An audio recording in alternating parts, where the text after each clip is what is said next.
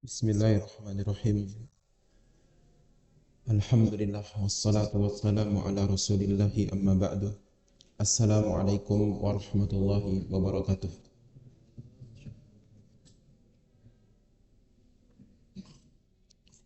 Alhamdulillah alladzi hadana li hadza wa ma kunna linahtadiya laula an hadana Allah. Ashhadu an la ilaha illallah wahdahu la syarika lah wa ashhadu anna Muhammadan abduhu wa rasuluhu sallallahu alaihi wasallam. Allahumma anfa'na bima 'allamtana wa 'allimna ma yanfa'una wa zidna 'ilma ya rabbal alamin. Allahumma inna nas'aluka al-ikhlasa fil qawli wal amal. Hadirin yang semoga Allah Azza wa Jalla muliakan di tempat yang semoga Allah berkahi ini, kita bersyukur kepada Allah Tabaraka wa Ta'ala atas nikmat Islam, nikmat iman dan kesehatan. Dan kita memuji Allah Tabaraka wa Ta'ala atas taufik kepada kita untuk bisa tetap mendengarkan sebuah wejangan dan nasihat.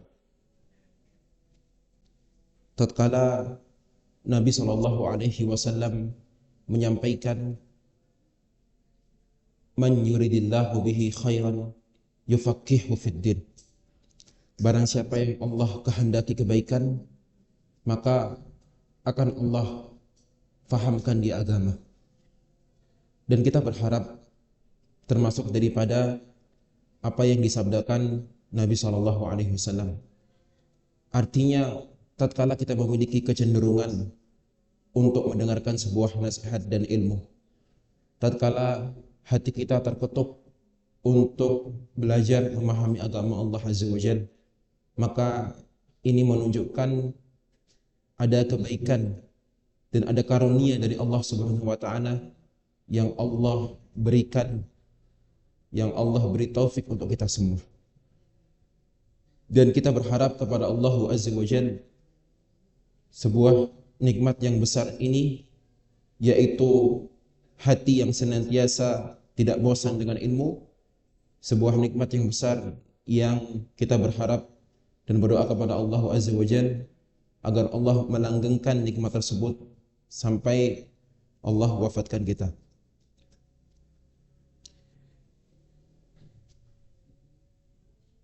Dan dalam hadis yang lain juga dikatakan, ketika Allah Azza wa Jalla menghendaki kebaikan kepada seorang hamba, maka Allah akan pakai orang tersebut.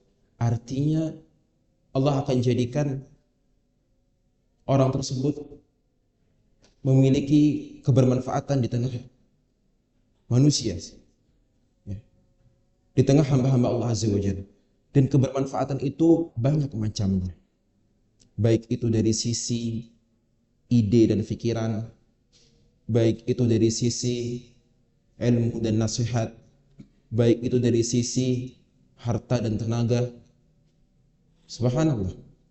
Bahkan Syekh Abdurrahman As-Sa'di rahimahullahu ta'ala pernah menyampaikan, kebahagiaan seorang hamba, kebahagiaan seorang mukmin adalah tatkala apa?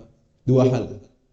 Tatkala dia bisa merealisasikan keikhlasan dia kepada Allah Azza wa Jalla, dan yang kedua, tatkala dia menjadi orang yang bermanfaat untuk manusia, untuk orang lain.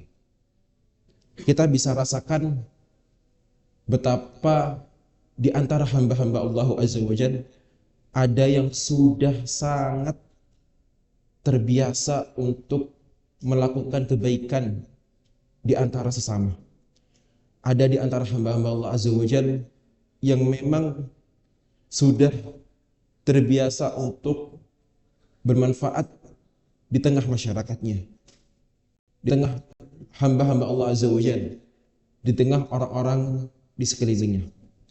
Oleh karenanya, dan kita rasakan sendiri, tatkala kita berbuat sesuatu yang bermanfaat untuk orang lain, sekecil apapun itu, kita rasakan kebahagiaan itu dalam hati kita. Tapi tentu kita melakukan hal tersebut dengan keikhlasan kepada Allah Azza wa Jalla. Coba kita ikhlaskan niat kita kepada Allah Tabaraka wa Ta'ala, dan kita lakukan manfaat walaupun kecil, walaupun ringan, walaupun orang lain dan hamba-hamba Allah menganggapnya suatu hal yang remeh. Tatkala kita ikhlas dan kita melakukan kebermanfaat untuk orang lain dalam bentuk apapun, kita akan merasakan kebahagiaan itu. Maka jadikanlah ini sebagai prinsip dalam kehidupan kita, tentang bagaimana kita senantiasa di hadapan kita adalah bagaimana terus untuk mengikhlaskan mengharap wajah Allah Tabaraka wa Ta'ala. Dan kita senantiasa juga dalam prinsip kehidupan kita ada sesuatu hal yang bermanfaat yang kita bisa berikan untuk orang-orang, untuk hamba-hamba Allah Azza wa Jalla, untuk orang-orang di sekeliling kita, sekecil apapun itu, seringan apapun itu. Dan kita berharap kita melihat sebuah kebahagiaan yang kita nggak bisa membayangkan dan merasakan, yaitu ketika di akhirat nanti, tentang bagaimana seorang hamba akan merasakan kebahagiaan yang luar biasa tatkala dia melihat hasil daripada amalan dia di dunia, daripada keikhlasan itu. Oleh karenanya yang dipuji itu tentang bukan seberapa banyak amalan seorang hamba, bukan tentang sebanyak apa amalan seorang hamba, tapi tentang sebagaimana sekadar baik apa amalan tersebut. Artinya ketika kita mengatakan seberapa baik amalan seorang hamba, dan kata para ulama kita mengatakan yaitu adalah yang ikhlas dan sesuai dengan petunjuk sunnah Nabi-Nya Shallallahu Alaihi Wasallam, sehingga kita berbahagia. Maka berbahagialah tatkala Allah jadikan kita orang-orang yang bermanfaat untuk orang lain. Hamba-hamba Allah Azza wa Jalla, jamaah sekalian di tempat yang semoga Allah berkahi ini, dan semoga Allah Azza wa Jalla memuliakan kita semua. Tentang bagaimana ketika kita hidup di zaman ini, di era yang kita tahu keterbukaan, tentang bagaimana informasi mudah kita akses dengan cepat, dan kita hidup di sebuah masa di mana banyak orator dan pembicara, dan kita juga hidup di tengah sebuah orang-orang yang tidak lagi peduli apa yang dibicarakannya, akan tetapi asal berbicara, dan itu kita dapati baik di dunia nyata maupun di media sosial. Bahkan kita juga mendapati kebenaran apa yang disampaikan oleh Nabi SAW tentang nanti akan datang suatu masa di mana ada orang-orang yang berbicara tentang urusan agama, akan tetapi tidak sesuai dengan petunjuk Nabi SAW. Artinya ada, dan kita dapati itu baik di media sosial, baik di podium mimbar, baik itu di meja-meja kajian, dan kita dapati karena hal itu. Sehingga seorang muslim butuh untuk sering mengingatkan dirinya dan keluarganya dan orang-orang di sekitarnya tentang bagaimana tolak ukur dan barometer, prinsip dan kaidah daripada petunjuk sunnah Nabi Shallallahu Alaihi Wasallam. Dan yang terpenting daripada petunjuk ajaran sunnah Nabi Shallallahu Alaihi Wasallam adalah urusan dan perkara akidah. Perkara akidah. Karena akidahlah keyakinan yang dengannya seorang muslim mengamalkan dalam kehidupannya.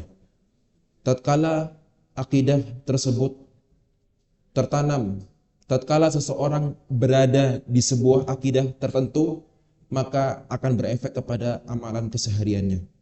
Sehingga kebenaran akidah yang dipegang, yang dijalani, yang seorang muslim itu berada di atasnya, itu akan terpengaruhi dalam kehidupannya. Sehingga seorang muslim butuh untuk senantiasa memperhatikan porsi perhatiannya terhadap urusan akidah. Sebelum kita sedikit membahas tentang prinsip atau kaidah-kaidah bagaimana Ahlus Sunnah, bagaimana para ulama dalam mereka mengambil sumber akidah mereka dalam mereka berdalil, alangkah kita berusaha untuk bersyukur atas nikmat kita mengenal petunjuk ini, petunjuk sunnah. Dan juga ada yang perlu kami ingatkan untuk diri kami pribadi dan kita semua tentang bagaimana kita senantiasa memohon kepada Allah Azza wa Jalla kesabaran itu. Kesabaran di atas ilmu dan kesabaran di atas dakwah. Artinya apa? Setiap dari seorang muslim sebenarnya harus memiliki peran dalam dakwah, tapi sesuai dengan kapasitasnya. Artinya seseorang berusaha untuk mengajarkan kebaikan kepada hamba-hamba Allah Azza wa Jalla. Dan yang paling dekat, yang paling penting adalah keluarganya dan yang terdekat darinya. Dan dia harus sabar. Dan dia harus mohon kepada Allah kesabaran. Ketika kita berbicara tentang kesabaran, ada di antara makhluk Allah Azza wa Jalla, mereka sabar ribuan tahun. Tapi sabarnya dengan tujuan yang buruk. Siapa? Siapa makhluk Allah yang sabar ribuan tahun? Bahkan lebih. Iblis. Kita berlindung kepada Allah Azza wa Jalla dari godaan iblis dan bala tentaranya. Artinya, ketika para ulama kita atau ulama tafsir menyebutkan antara Nabi Adam dan Nabi Nuh alaihi wassalam, masa itu berapa tahun? 1000 ya? Iya. Ada yang dikatakan bahwasanya masa itu 10 generasi, 10 kurun, asrah kurun. Ya sekitar 1000 tahun lah. Lama sekali. Dan antara masa Nabi Adam dan Nabi Nuh alaihi wassalam itu hamba-hamba Allah Azza wa Jalla, mereka bertauhid. Gak ada mereka yang menyekutukan Allah Subhanahu wa taala. Nah, setelahnya ini, setelah masa itu muncullah sejarah kesyirikan pertama. Syuf, kita lihat tentang bagaimana iblis itu telaten kalau bahasa kita, sabar banget. Tapi sabarnya untuk menyesatkan manusia. Dan kalau kita melihat kepada sejarah kesyirikan pertama, iblis enggak serta-merta langsung sembah selain Allah, enggak, dia enggak begitu. Tapi ketika ada orang-orang soleh yang sudah wafat, dijadikan apa? Bisikan oleh iblis. Ini pajang saja gitu fotonya. Ini pajang saja atau jadikan patung orang-orang soleh ini. Untuk mengingatkan ketika melihat mereka terbangkitlah rasa ibadah tersebut. Itu bisikan iblis. Enggak langsung gitu. Tapi gantilah generasi, kemudian orang-orang pada generasi tersebut wafat. Orang-orang yang datang setelahnya, mungkin dari anak dan cucu mereka, dapat bisikan, oh mungkin ini Tuhan-Tuhan mereka. Ya, akhirnya disembah. Itulah, iblis sabar mereka dalam menyesatkan hamba-hamba Allah Azza wa Jalla. Sehingga kita juga perlu untuk sabar juga dalam kita berdakwah, dalam kita mengingatkan hamba-hamba Allah Azza wa Jalla. Ketika di momen ini nggak bisa, tidak perlu kita terlalu menggebu-gebu cari momen yang lain di kesempatan yang lain. Sembari kita berdoa kepada Allah Azza wa Jalla.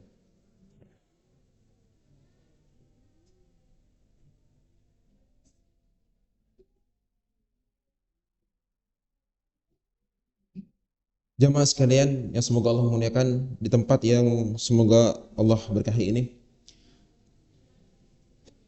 Banyak para ulama kita menulis tentang kaidah-kaidah, tentang prinsip akidah Ahlussunnah, bagaimana mereka mengambil sumber akidah mereka dan bagaimana mereka itu mengambil dalil. Banyak. Dan kaidah-kaidahnya juga banyak juga. Akan tetapi mungkin pada kesempatan kali ini kita akan sebutkan beberapa dan semoga itu yang menjadi pemantik kita untuk bisa memahami berkelanjutan tentang bagaimana prinsip-prinsip dan kaidah-kaidah akidah Ahlussunnah dalam mengambil sumber agama dan berdalil. Di antara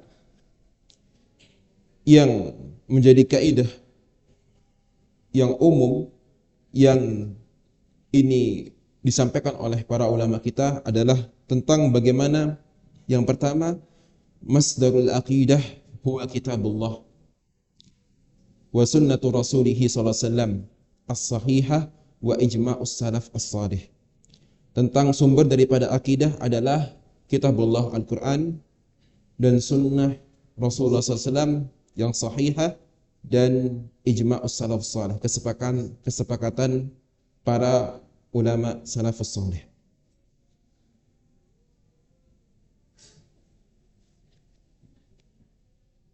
Kemudian yang kedua adalah di antara kaidah dan prinsip akidah Ahlussunnah adalah kullu ma sahha min sunnati Rasulillah sallallahu alaihi wasallam wajib qabuluhu wa in kana ahadan. Segala sesuatu yang sahih dari sunnah Rasulullah sallallahu alaihi wasallam wajib untuk kita terima walaupun sumber tersebut, periwayat tersebut adalah ahad, hadis ahad. Nanti kita akan jelaskan secara singkat. Kemudian yang ketiga, al-marja' fi fahmil kitabi wa sunnah huwa nususu al-mubayyinah laha. Dan sumber daripada kita memahami Alkitab wa sunnah adalah nas-nas dan dalil yang lainnya. Wa fahmi salafis salih, dan pemahaman para salafus salih, wa man sara ala manhajihim minal a'immah, dan siapa saja yang mengikuti jalan mereka dari para ulama. Thumma masahha min lughatil Arab, dan apa yang sahih daripada bahasa Arab, lakin la yu'aridu ma thabata min zalika bimujarrad ihtimalat lughawiyah. Akan tetapi bahasa Arab juga bisa menjadi salah satu perantara untuk memahami Al-Quran dan Sunnah, akan tetapi hal tersebut tidak bisa dipertentangkan ketika dihadapkan oleh nas yang sahih, hanya karena dari sisi bahasa dia punya makna yang multitafsir. Karena dalam memahami Al-Quran dan Sunnah ada sesuatu yang dikedepankan. Artinya bahasa Arab juga memiliki peran dalam memahami Al-Quran dan Sunnah, akan tetapi ketika dihadapkan oleh sesuatu nas yang sahih dari hadis atau sudah dapat diketahui secara jelas, maka makna-makna yang lain yang multitafsir dari bahasa tersebut tidak terpakai. Dan kaidah yang keempat di antara kaidah prinsip akidah Ahlussunnah adalah usuluddin kulluha qad bayyanaha Nabi sallallahu alaihi wasallam. Segala perkara pokok dalam agama ini sudah semuanya dijelaskan oleh Nabi sallallahu alaihi wasallam. Wa laisa li ahadin an yuhditsa syai'an za'iman annahu minad din. Dan enggak boleh bagi seorang pun untuk membuat sesuatu yang baru dengan anggapan itu adalah bagian daripada agama. Yang kelima, at-taslimu lillah wa li rasulih sallallahu alaihi wasallam zahiran wa batinan fala yu'aridu syai' min al-kitab fala yu'aridu syai'un min al-kitab aw sunnah as-sahihah biqiyas wala dzauq wala kashfin wala qawli syaikhin wala imamin wa nahwi dzalik. Artinya kita menyerahkan dalam agama ini adalah apa-apa yang Allah dan Rasulnya ajarkan dan sampaikan zahiran wa batinan, dan kita juga tidak menabrakkan apa yang datang yang sahih dari Alkitab dan Sunnah dengan kias atau dengan perasaan-perasaan atau dengan ilham atau dengan perkataan seorang syekh, perkataan imam dan sebagainya. Maksudnya adalah kita akan dapati sumber pengambilan akidah selain daripada ahlu sunnah, ada di antara mereka yang mengambil akidah itu dari mimpi-mimpi. Ada mereka yang mengambil akidah daripada perasaan-perasaan atau ilham-ilham yang mereka anggap rasakan itu benar. Atau mereka mengambil pokok dari akidah dari perkataan syekh mereka, guru mereka, atau seorang imam dan sebagainya. Adapun akidah Ahlussunnah adalah menyerahkan urusan tersebut kepada Allah dan Rasulnya, artinya Alkitab dan Sunnah sumber daripada pengambilan akidah. Dan di antara akidah prinsip Ahlussunnah adalah al-aqlus sharih muwafiqun lin-naqlis sahih. Akal yang masih jelas, masih selamat itu senantiasa cocok dengan nas-nas yang sahih dan tidak bertentangan antara akal yang sehat dengan nas yang sahih. Baik. Hadirin sekalian yang semoga Allah Azza wa Jalla muliakan, tentang tadi disebutkan kaidah yang pertama, masdarul aqidah, pengambilan akidah adalah dari kitabullah dan sunnah Rasulullah SAW. Artinya Allah Azza wa Jalla dalam kitabnya tentu dan pasti akan menjelaskan perkara yang paling pokok dalam agama seorang hamba, yaitu perkara akidah. Begitu juga dalam sunnah Rasulullah SAW. Disebutkan dalam sunnah, dalam hadis Rasulullah SAW, artinya Rasulullah SAW itu telah mengajarkan semua hal, bahkan urusan terkait ke kamar mandi. Artinya urusan yang remeh telah Rasulullah SAW sampaikan. Ketika urusan yang kecil dan remeh tersebut telah Rasulullah SAW ajarkan, maka juga terkait urusan yang besar, yang paling pokok dalam agamanya, sudah pasti Rasulullah SAW ajarkan. Kemudian terkait masih yang kaidah yang pertama, wa ijma'us salafis salih. Dan di antara pengambilan akidah adalah ijma', kesepakatan para ulama salafus salih. Artinya kesepakatan mereka pun itu berdasarkan dalil. Berdasarkan dalil yang bersumber dari Al-Quran dan juga Sunnah.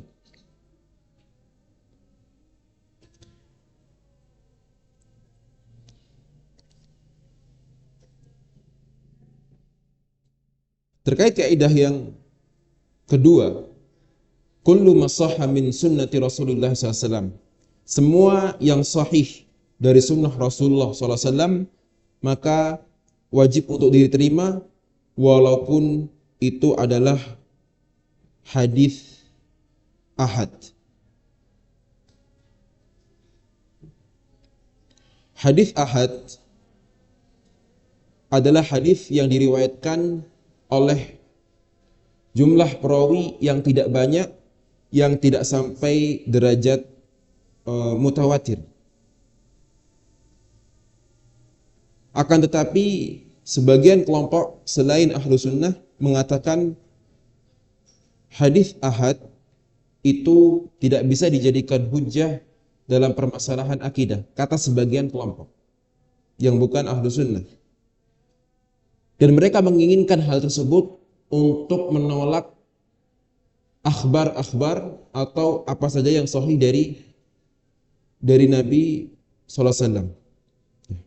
Artinya, dalam ilmu mustalahul hadis, ketika kita berbicara ilmu mustalahul hadis, ada hadis mutawatir, ada hadis ahad.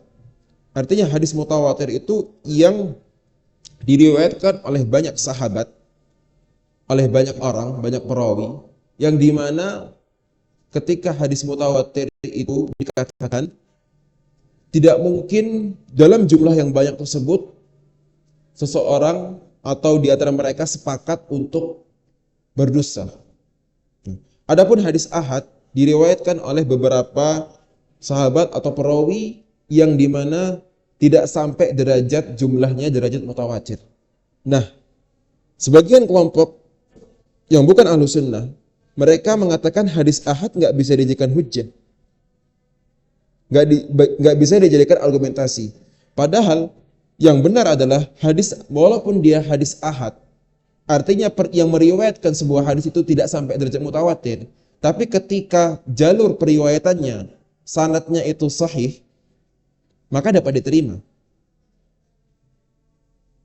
Walaupun yang meriwayatkan satu atau dua orang, tapi ketika dicek sanadnya fulan bin fulan bin fulan, artinya yang meriwayatkan tersebut adalah orang yang thiqah, terpercaya. Kemudian setelah sebelumnya terpercaya dan sampai ke Rasulullah, artinya dapat diterima walaupun hadis ahad. Oleh karenanya Syekh Ibnu Utsaimin menjawab tentang hal tersebut yang menganggap menolak hadis-hadis ahad, periwayatan hadis ahad.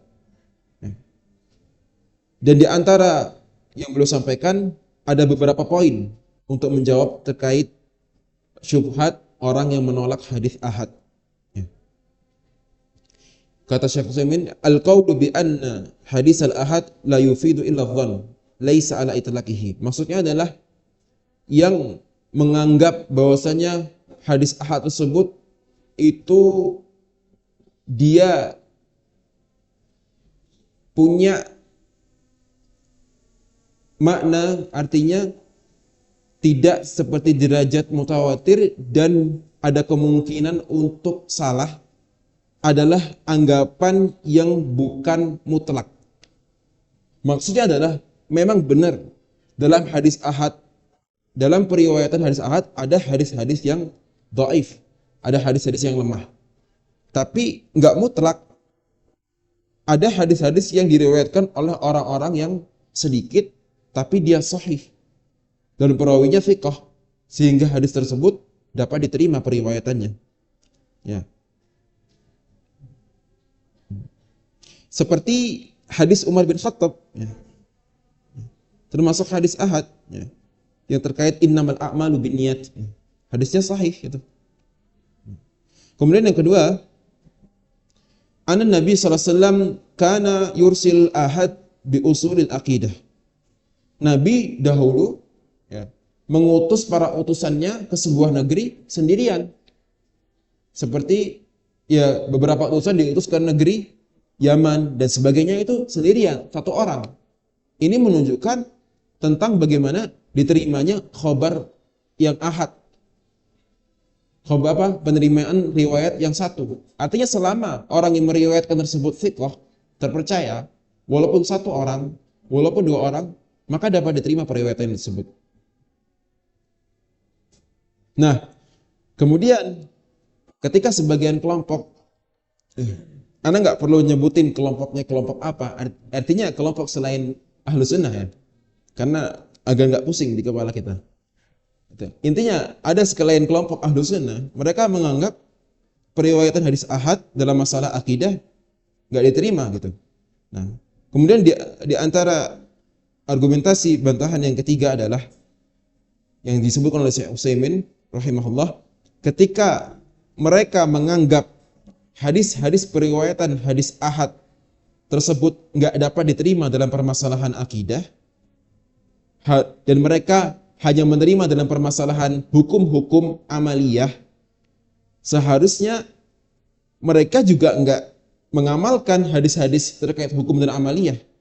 Karena sejatinya, kata Syekh Utsaimin, itu hadis-hadis atau terkait hukum-hukum dan amaliyah itu asalnya itu bagian daripada akidah. Karena kan terkait larangan dan perintah, terkait halal dan haram, itu kan siapa yang memerintahkan? Allah Azza wa Jalla. Dan ini masuk bagian daripada akidah. Nah, kalau gitu berarti nggak diterima juga dong periwayatan tentang hukum-hukum. Nah, artinya argumentasi yang mengatakan periwayatan hadis ahad tidak terima dalam masalah akidah tidak tepat gitu sebetulnya.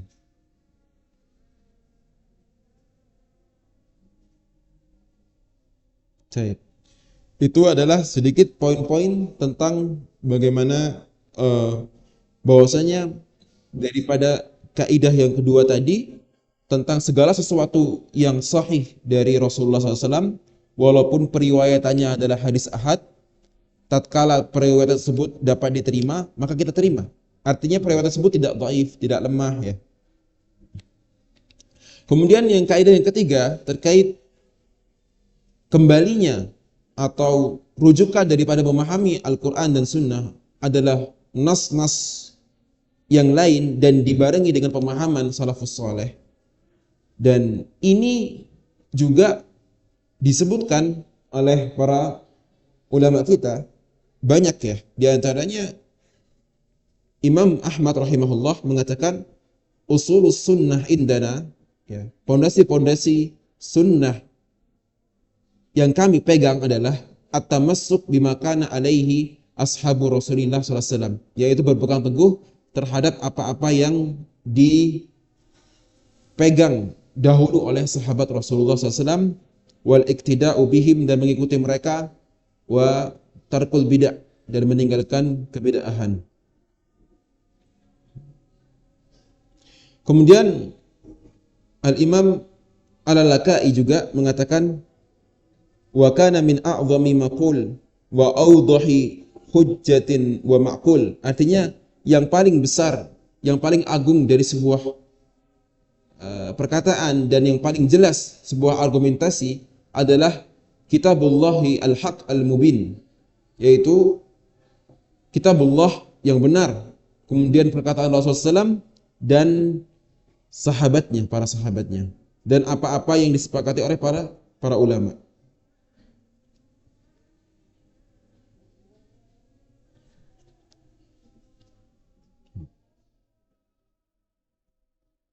Kemudian juga Ibnu Qayyim mengatakan su'ul fahmi anillah wa rasulihi aslu kulli bid'atin wa dhalalah nasya'at fil Islam, ya.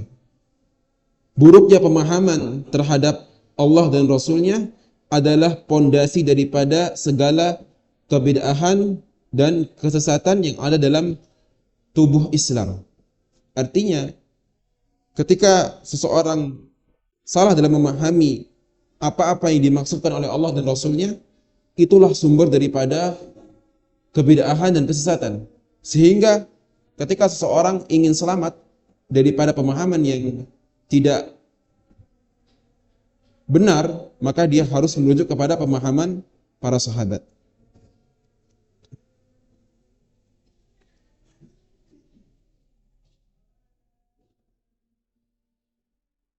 Hadirin sekalian, di tempat yang semoga Allah Azza wa Jalla berkahi ini,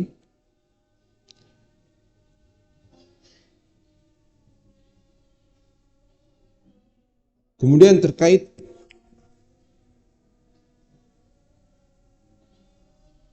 kaidah yang kelima, kaidah yang keempat tadi, usuluddin kulluha qad bayyanaha Nabi sallallahu alaihi wasallam. Ya, pokok-pokok agama semuanya sudah dijelaskan oleh Nabi sallallahu alaihi wasallam, wa laisa li ahadin an yuhditsa syai'an za'iman annahu minad din.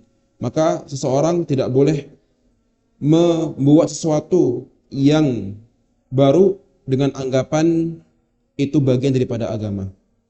Karena Allah Azza wa Jalla juga telah firmankan, "Al-yauma akmaltu lakum dinakum wa atmamtu 'alaikum ni'mati wa raditu lakumul Islam madina." Dan Allah Azza wa Jalla telah menyempurnakan bagi kalian agama kalian dan meridhoi Islam sebagai agama kalian. Artinya agama ini telah sempurna dan Nabi SAW tidak mungkin untuk menyembunyikan sebuah ilmu dan syariat. Oleh karenanya, tatkala seseorang mengatakan atau menganggap bahwasanya agama ini perlu ada sesuatu yang baru dari kebaikan-kebaikan, artinya dia telah secara tidak langsung menuduh Nabi SAW tidak menyampaikan risalah ini. Dan dia juga telah menuduh para sahabat tidak menyampaikan dengan baik. Itu konsekuensi daripada seseorang berinovasi dalam agamanya, artinya melakukan sesuatu yang baru dalam agama yang tidak pernah diajarkan oleh Nabi SAW.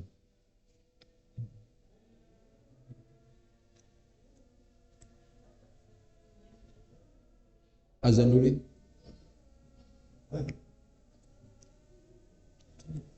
Hadirin sekalian yang semoga Allah muliakan di tempat yang semoga Allah berkahi ini. Terkait pembahasan kaidah-kaidah seperti ini, itu lebih enaknya itu sebenarnya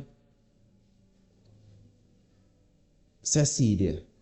Jadi kayak daurah. Ala kulli hal, semoga Allah semoga nanti ada mungkin ustadz yang lain yang mengisi tentang hal yang sama ya, atau mungkin sudah pernah. Artinya terkait pembahasan masalah kaidah-kaidah, prinsip-prinsip tentang akidah, tentang bagaimana cara ahlu sunnah berdalil, sebuah pembahasan yang panjang, yang runtut, runut. Bahkan para ulama kita banyak yang menulis akan hal itu. Karena banyak yang menulis para ulama kita, sehingga sangat penting dipelajari oleh kaum muslimin. Dan apa yang telah kita sebutkan tadi, itu kaidah-kaidah besar, kaidah-kaidah inti yang sering diulang-ulang oleh para ulama kita. Kemudian terkait kaidah yang kelima, tadi bagaimana kita menyerahkan urusan akidah ini kepada Allah dan Rasulnya. Permasalahan akidah adalah tauqifiyah. Maksudnya adalah sumbernya ini dari Allah Azza wa Jalla dan dari Rasulnya SAW. Sehingga kita nggak bisa menetapkan sesuatu yang berkaitan tentang akidah kecuali dari Al-Quran dan apa yang Rasulullah SAW jelaskan. Karena kelompok-kelompok yang lain yang bukan Ahlus Sunnah, mereka ada yang menjadikan akidah seperti yang kita katakan dari mimpi. Mereka ada yang bermimpi mungkin bertemu dengan Rasulullah, terus akhirnya dirubah syariatnya. Ini nggak benar ya. Artinya. Kemudian mereka ada yang pakai perasaan, mengatakan lebih bagus atau lebih dekat dengan Allah seperti ini cara beribadahnya. Itu kan mengambil sumber-sumber akidah dan ibadah, pengamalan ibadah dan akidah dari sumber-sumber yang Rasulullah SAW dan Allah dan Rasulnya nggak jelaskan seperti itu. Dan inilah kembali lagi ke bagaimana kita itu ketika telah faham akan poin hal ini, kita bersyukur banget sama Allah. Karena kita tahu bahkan sebagian orang sampai pada titik mereka percaya akidah mereka hanya sebatas dongeng, cerita-cerita yang tidak jelas sumbernya. Padahal mungkin secara akal sehat bagi kita yang sudah memahami nggak masuk itu.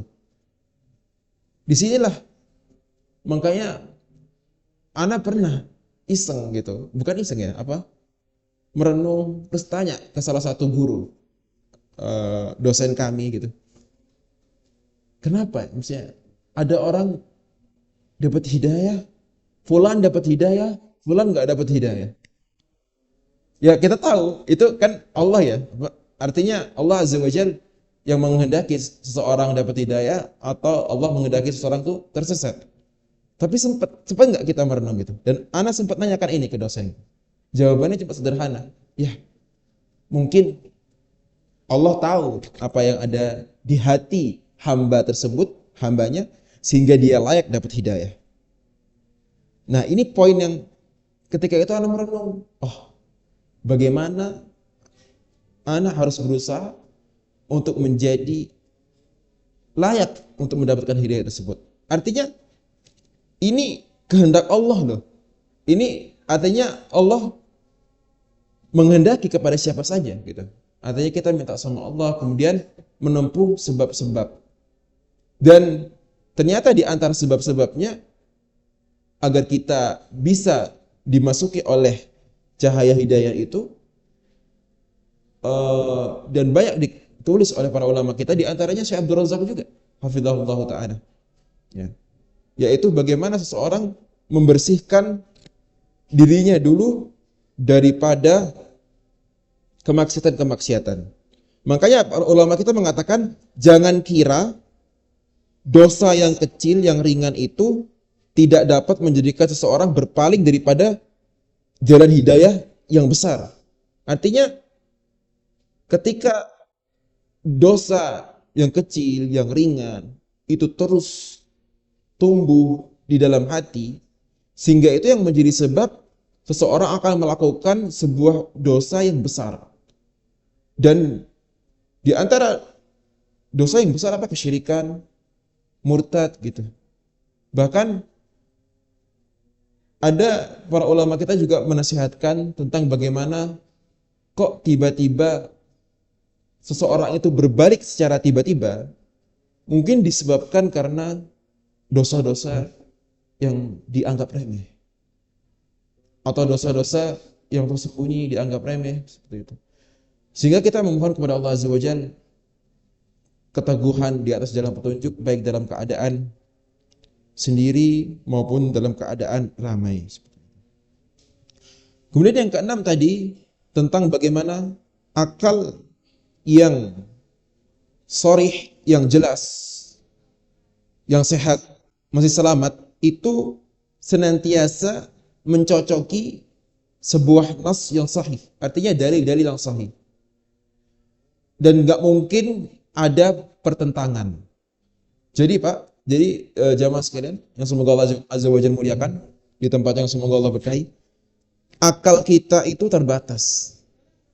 Dan di antara kaidah yang kita fahami adalah bagaimana akal itu dia senantiasa tidak mungkin bertentangan dengan nas. Ketika ada sebuah bertentangan dengan nas yang sahih, nas yang jelas, dan kita menganggap bertentangan, yang salah ini nasnya atau akalnya? Akal. Karena akal kita terbatas gitu loh. Akal kita terbatas. Dan di antara kaidah yang paling mendasar yang diyakini oleh Ahlussunnah adalah dalam permasalahan ini mereka senantiasa mengedepankan nas-nas daripada akal. Jadi gini Pak, akal itu memiliki porsi bagian dalam memahami syariat ini. Punya porsinya. Akan tetapi nas itu senantiasa dikedepankan, dalil itu senantiasa dikedepankan daripada akal. Dan ini berbeda, yang menjadikan perbedaan antara Ahlussunnah dengan kelompok-kelompok yang lain adalah mereka itu mengedepankan akal mereka daripada nas-nas. Makanya kita akan dapati mereka akan, oh ini nggak cocok dengan akal mereka artinya. Kalau Ahlussunnah enggak, mereka mengedepankan nas daripada akal, seperti itu. Kemudian ana ingat juga, mumpung masih ingat, tentang tadi yang dimaksudkan kaidah yang kelima, bagaimana Alkitab, Al-Quran dan Sunnah ini itu adalah sumber akidah yang gak bisa dipertentangkan hanya dengan perasaan atau dengan perkataan seorang syekh imam, dan juga permasalahan kias gitu. Kias itu juga menempati, juga dijadikan hujjah juga dalam memahami agama ini. Akan tetapi ketika kias itu bertentangan dengan dalil yang jelas, yang sharih, yang jelas, maka kiasnya ditolak. Nah, kita akan dapati sebagian orang, bahkan sebagian dai juga, mereka mengatakan permasalahan kias, tahu Pak ya? Kias itu kayak menyamakan gitu. Jadi ada sebuah permasalahan yang sama, oh berarti nanti hukumnya sama. Jadi kaidahnya seperti itu. Alkitab, sunnah, ijma, kias. Jadi ijma sama kias juga menjadi porsi dalam kita memahami agama ini juga dipakai. Kita akan pelajari hal ini dalam usul fikih itu nanti. Tapi ketika kias itu bertentangan dengan Al-Quran dan sunnah yang jelas, yang sharih dalilnya, maka kias nggak dipakai. Contoh sederhananya gini. Kita tahu akan hadis keharaman alat musik dan jelas itu. Dan Nabi SAW mengatakan nanti akan ada di suatu zaman orang-orang yang menghalalkan alat musik. Kata Nabi SAW seperti itu. Nah, kemudian datang orang mengatakan alat musik itu seperti pisau gitu. Kalau pisau itu kan bisa digunakan untuk kebaikan dan keburukan. Alat musik juga begitu. Dia mengkiaskan seperti itu. Maka ini kiasnya salah. Batil. Karena dalil dari Nabi SAW sudah jelas, sudah sharih gitu. Bahkan fenomena yang kita lihat itu menunjukkan akan kebenaran hadis Nabi SAW. Nabi mengatakan apa? Akan ada dalam hadis tersebut orang-orang yang menghalalkan.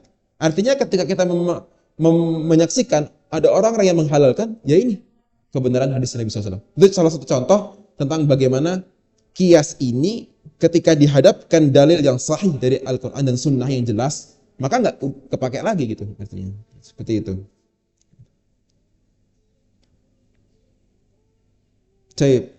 Itu kita sebutkan ada 6 kaidah ya. Ya, disebutkan tadi. Dan masih banyak lagi kaidah-kaidah, prinsip-prinsip Ahlus-Sunnah dalam berdalil. Dan sebenarnya di antara yang penting juga Ana tambahkan, yaitu bagaimana Ahlus-Sunnah itu senantiasa mengumpulkan dalil-dalil yang ada dalam suatu permasalahan.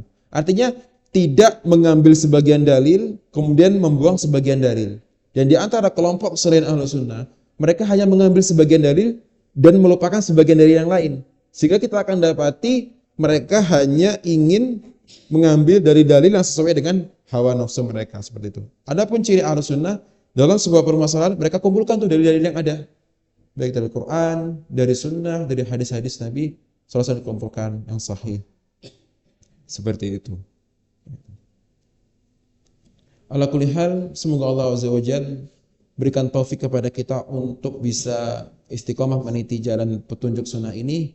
Dan alhamdulillah, anak katakan dengan sangat senang sekali, dalam artian ketika kita tinggal di Lombok Timur ini ya, artinya Ana melihat kajian-kajian itu banyak sekali, artinya kajian-kajian sunnah.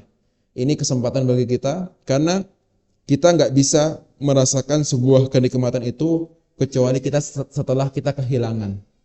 Kita baru bisa merasakan berharganya sebuah nikmat, agungnya sebuah karunia tatkala kita sudah benar-benar kehilangan. Artinya karena Ana tidak perlu berpanjang lebar, di sebagian tempat di Indonesia itu ada tempat-tempat yang masih terpencil di pulau, yang kajian-kajian itu nggak ada gitu. Gersang sekali hati kita kalau kita nggak dengerin ilmu.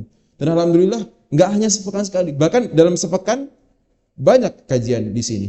Artinya bagi jamaah sekalian, ketika ada kajian sunnah baik di tempat ini atau di tempat yang lain, maka kita berusaha untuk hadir.